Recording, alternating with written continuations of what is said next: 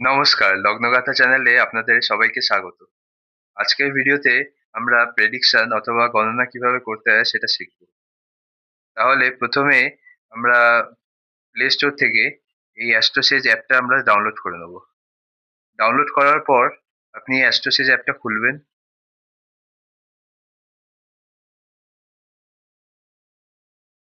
খোলার পর এখানে আপনি কুণ্ডলী এআই সেকশনে চলে যাবেন। এখানে গিয়ে আপনি আপনার নিজের বার্থ ডিটেলস দিয়ে দেবেন।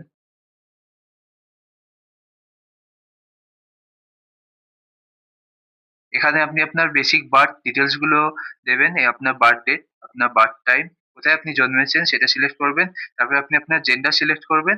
সিলেক্ট করার পর সেটিংসে কিছু আমরা চেঞ্জ করব না, সবশেষে আমরা গেট হরোস্কোপে সিলেক্ট করব। এখানে আমি নেমটা দিয়ে দিই। এখানে আমি চার্ট ওয়ান লিখছি প্রাইভেসির জন্য।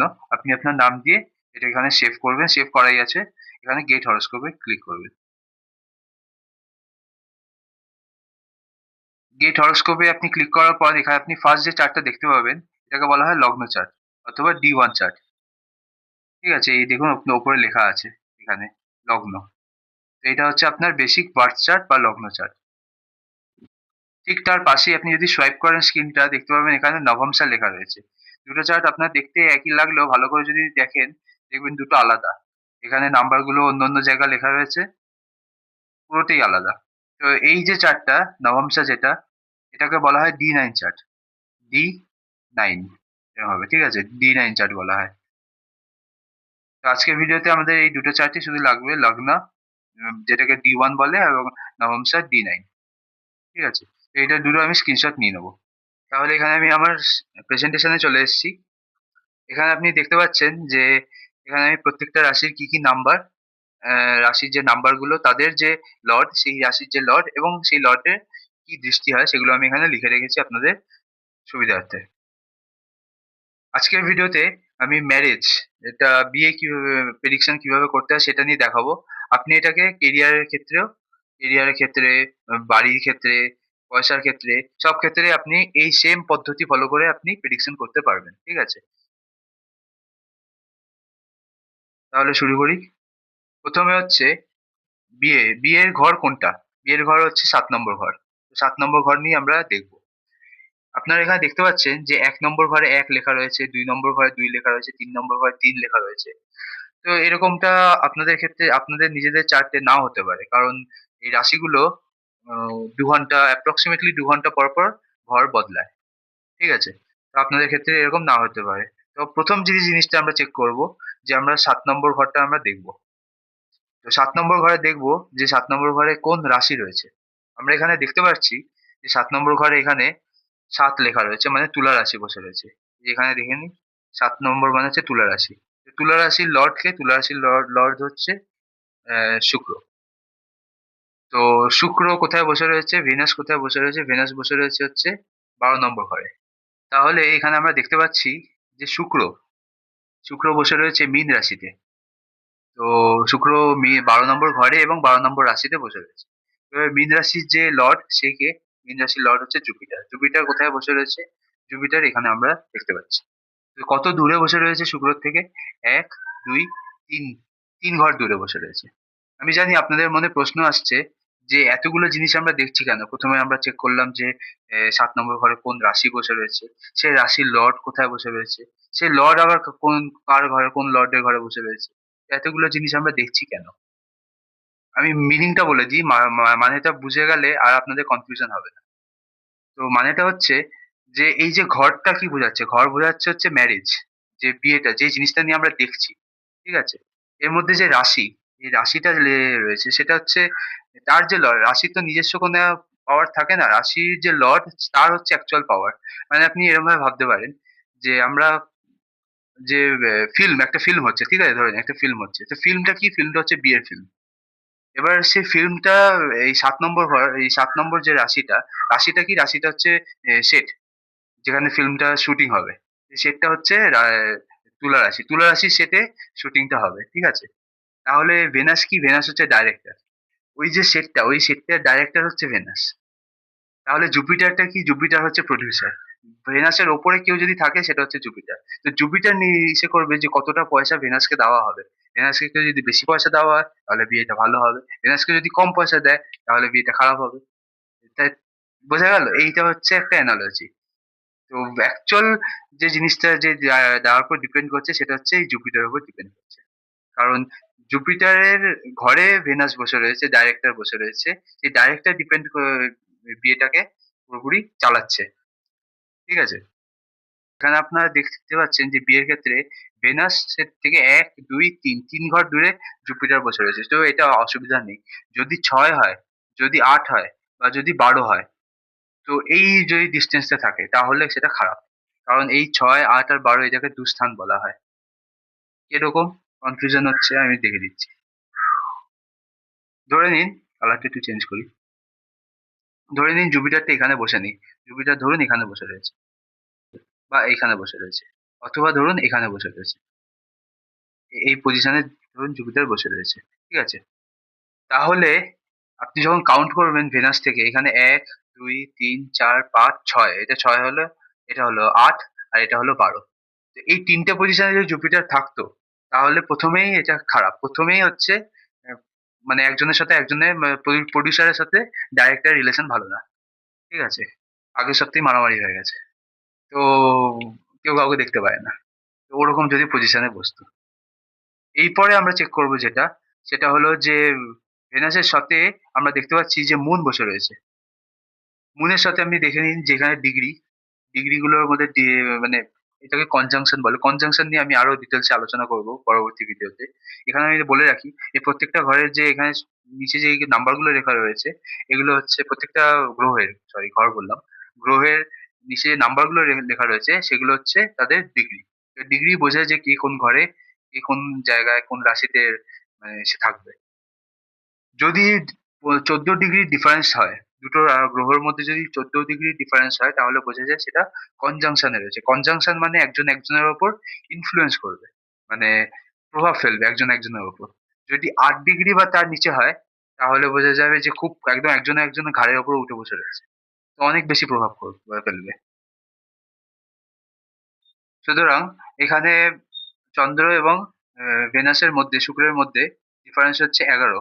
তো দুজন দুজনের উপর প্রভাব ফেলবে এবং প্রভাবটা ভালো হবে, কারণ চন্দ্র এবং শুক্র দুজনই হচ্ছে বেনিফিক প্ল্যানেট। কেমন হবে প্রভাবটা?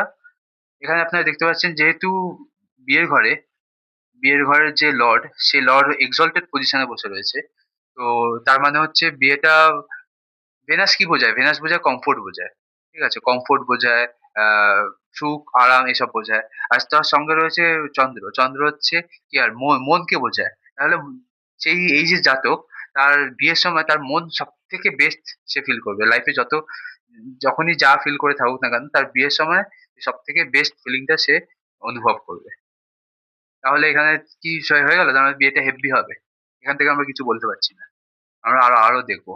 আমরা প্রথমে এই জিনিসটা রিলেশনটা দেখে নিলাম, কি রিলেশন দেখলাম, যে বিয়ের ঘরের যে কোন তার লর্ড কোথায় বসে রয়েছে, সেই লর্ড কার কার ঘরে বসে রয়েছে। এখানে আপাতত আমরা কোনো খারাপ জিনিস আপাতত পাইনি। এবার আমরা দেখবো যে কোনো গ্রহ এই বিয়ের ঘরকে দেখছে কিনা। এখানেই প্রবলেম হয়ে যায়। প্রবলেমটা হচ্ছে, প্রথমে দেখা গেল যে বিয়ের ঘরে সব ভালোই রয়েছে, বিয়ের ঘরের যে লর্ড, সেই লর্ড কোন লর্ডে বসে রয়েছে, তাদের মধ্যে ডিফারেন্স কত, তো সব দেখা গেল ভালো। কিন্তু কোনো খারাপ গ্রহ যদি দেখে, তো তখন প্রবলেমটা হয়। আমরা দেখি এখানে যে কোনো খারাপ গ্রহ দেখছি কিনা। তো আমরা এখানে প্রথমে দেখতে পাচ্ছি যে সূর্য, সূর্য এখানে ডাইরেক্টলি তার 7 নম্বর দৃষ্টি ফেলছে। বুধ 7 নম্বর দৃষ্টি ফেলছে। ঠিক আছে, সূর্য এখানে দেখে নিই, আপনার সূর্য এবং বুধ দুজনেরই 7 নম্বর দৃষ্টি রয়েছে। তারপর আমরা দেখবো যে শনি, শনির 3টে দৃষ্টি আছে, 3 7 এবং 10। তো আমরা শনি দেখছি কিনা দেখে নিই, 1 2 3 4 5 6, শনি দেখছে না। ঠিক আছে, জুপিটার দেখে নিই, জুপিটার দেখছি কিনা। জুপিটারের বৃহস্পতি দৃষ্টি হচ্ছে 5 7 এবং 9, 1 2 3 4 5 6, জুপিটারও দেখছে না। ঠিক আছে, তারপরে আমরা দেখবো যে আর কেউ দেখছে কিনা, রাহু দেখছে কিনা। তো রাহুরও জুপিটারের মতনই দৃষ্টি, 1 2 3 4 5, হ্যাঁ রাহু দেখছে, রাহু 5 নম্বর দৃষ্টি ফেলছে এখানে। আর দেখে নিই মঙ্গল বা কেতুর মধ্যে কেউ দেখছে কিনা, 1 2 3 4 5 6 7 8 9 10 11, না মঙ্গল আর কেতুর মধ্যে কেউ দেখছে না। তাহলে রাহু দেখছে, সূর্য এবং বুধ দেখছে। তাহলে এখানে কিছু বোঝা যাচ্ছে না যে ভালো হবে কিনা, কারণ রাহু হচ্ছে ম্যালেফিক প্ল্যানেট। সূর্যকেও কাইন্ড অফ ম্যালেফিক প্ল্যানেট বলা যায়। শুধু সরকারি চাকরির ক্ষেত্রে সূর্য হচ্ছে ভালো। এইখানে চাকরির ক্ষেত্রে যখন সূর্য এই এই চারখানা এই কেন্দ্রতে থাকে, চাকরির ক্ষেত্রে যখন সূর্য এই কেন্দ্রতে থাকে, তখন তার গভর্নমেন্ট চাকরি পাওয়ার যোগ বেড়ে যায়। ঠিক আছে? চাকরির ক্ষেত্রে সূর্য ভালো, না হলে বিয়ের ক্ষেত্রে সূর্য ভালো না, কারণ বিয়ের ক্ষেত্রে সূর্য ইগো আনে, ইগো ক্ল্যাশ আনে, ভুল বোঝাবুঝি আনে, ঝগড়া ঝামেলা এসব আনে। ঠিক আছে? বিশেষ করে মিসআন্ডারস্ট্যান্ডিং। তো আমরা তাই জন্য এখান থেকে কিছু বুঝতে পারছি না যে বিয়েটা ভালো হবে কি খারাপ হবে, কারণ এখানে আমরা ভালো জিনিসও দেখতে পাচ্ছি, খারাপ জিনিসও দেখতে পাচ্ছি।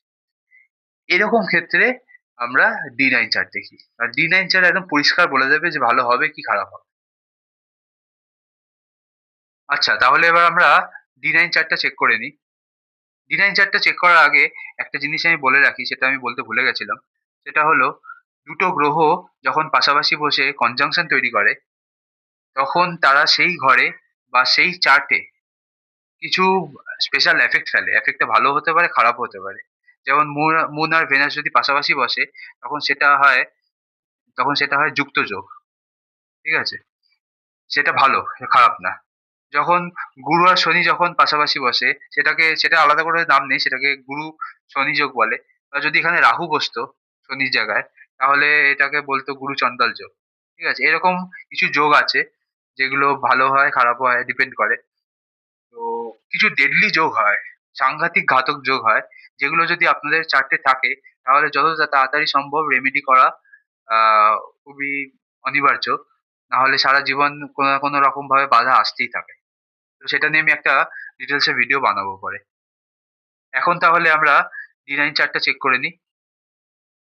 এখানে D9 চার্টে প্রথমেই আমরা 7 নম্বর ঘরে চেক করবো যে কোন রাশি বসে রয়েছে। আমরা দেখতে পাচ্ছি 7 নম্বর ঘরে মীন রাশি বসে রয়েছে। তো মীন রাশির যে লর্ড জুপিটার, জুপিটার কোথায় বসে রয়েছে চেক করব। জুপিটার বসে রয়েছে মিথুন রাশিতে। এবার মিথুন রাশির লর্ড কে? মিথুন রাশির লর্ড হচ্ছে বুধ। তো জুপিটার বসে রয়েছে বুধের ঘরে।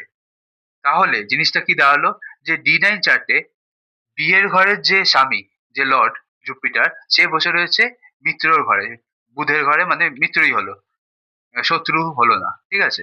তাহলে আমরা এখানে সেফ হয়ে গেলাম, যে এখানে বিয়েতে কোনো অ্যাজ সাচ কোনো মেজর কোনো সমস্যা নেই। এবার আমরা চেক করব যে হালকা ফুলকা কোনো সমস্যা আছে কিনা, কোনো বাধা, মানে হঠাৎ করে কোনো আনএক্সপেক্টেড বাধা আসবে কিনা, সেগুলো অ্যাসপেক্ট দিয়ে চেক করব। প্রথমে আমরা প্রথম ঘর থেকে চেক করা শুরু করব।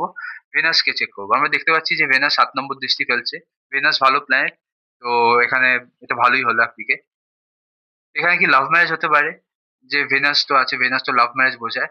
লাভ ম্যারেজ হবে তার কোনো মানে নেই, বিকজ লাভ ম্যারেজ হলে এখানে 5 নম্বর আর 7 নম্বর ঘরের মধ্যে কোনো একটা রিলেশন তৈরি হবে। কেউ কারোর এর এর লর্ড এখানে বসলো বা এর লর্ড এখানে বসলো, এরকম একটা কিছু এক্সচেঞ্জ হয়, তখন সেটা D1 চার্টে হতে পারে বা D9 চার্টে হতে পারে, তখন সেটা লাভ ম্যারেজ হয়। আদারওয়াইজ এখানে যেটা বোঝা যাচ্ছে, সে এখানে এনার বিয়ের পরে মানে দাম্পত্য জীবন খুব সুখের হবে। ঠিক আছে?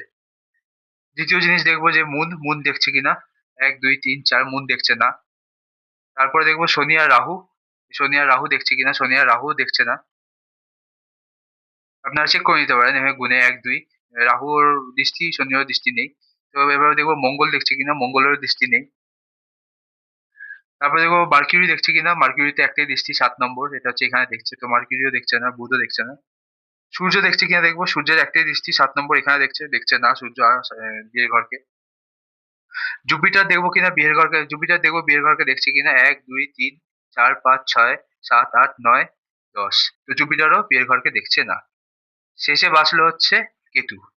কেতু দেখছে কিনা চেক করে নি। কেতু যদি দেখে, সাংঘাতিক প্রবলেম হয়ে যাবে। 1 2 3 4 5 6 7 8। কেতু দেখছে না। তো কোনো খারাপ প্ল্যানেট দেখছে না, একটা ভালো প্ল্যানেট দেখছে, মানে এনার বিয়ে কোনো সমস্যা নেই, এনার বিয়ে দারুণ হবে, পারফেক্ট হবে। তো এইভাবেই প্রেডিকশন গুলো করা হয়। এখানে যদি ধরুন কেতু ধরুন আহ কোথাও ধরুন কেতু এখানে বসলো, 1 2 3 4 5 6 7 8 9, তাহলে প্রবলেম হয়ে যেত। তাহলে না ডিভোর্সের, মানে প্রথম প্রথম বিয়েটা খুব দারুণ যাবে, কিন্তু পরবর্তীকালে গিয়ে ডিভোর্সের প্রবলেম আসতে পারে। তো এরকম সমস্যা হতো যদি কেতুই এখানে বসতো। কিন্তু কেতু যদি এখানে বসে না, এরকম কোনো সমস্যা নেই। তাহলে আজকের মতো ভিডিওটা এখানেই শেষ করছি। ভিডিওটা যদি আপনাদের ভালো লেগে থাকে তাহলে লাইক এবং সাবস্ক্রাইব করবেন। যদি ভিডিওটা রিলেটেড কোনো রকম কোশ্চেন, ডাউট যদি আপনাদের থাকে, প্রশ্ন থাকে, যদি কমেন্টে নিশ্চয়ই কমেন্ট করবেন, আমি রিপ্লাই দেবো। ভিডিওটা দেখার জন্য আপনাদেরকে ধন্যবাদ। সুখে থাকবেন, ভালো থাকবেন। ওম নমঃ শিবায়।